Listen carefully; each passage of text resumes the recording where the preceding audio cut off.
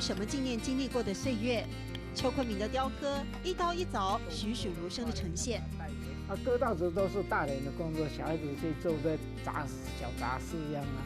有时候去看牛啊，是一种真情的缅怀。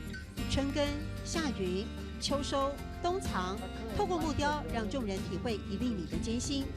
也有些作品让人会心一笑。这篱笆外的这篱笆，这竹篱笆呀，其实它叫老莫，上面没有上面有丝瓜，你看，所以我要请篱笆外的春天这样作品。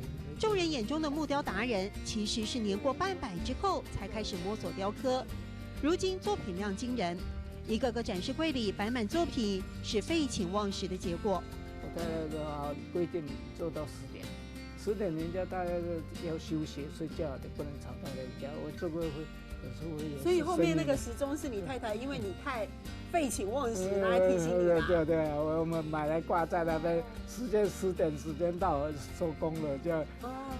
为了身体健康，还是要早点睡，对不对？我做完天。所以一周周游，你很早睡哦。V 豆神替孔天，为了身体健康，对不对？家人的劝说抵不过邱坤明旺盛的创作能量，他的经历，他的生命故事，还想透过雕刻持续完成。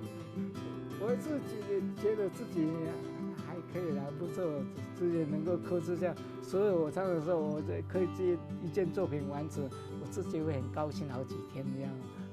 老先生还有着使命感，希望自己的作品成为乡土教材，让孩子们知道农村时代的真实面貌。一昼收游，V 豆神替孔天。一昼收游，V 豆神替孔天。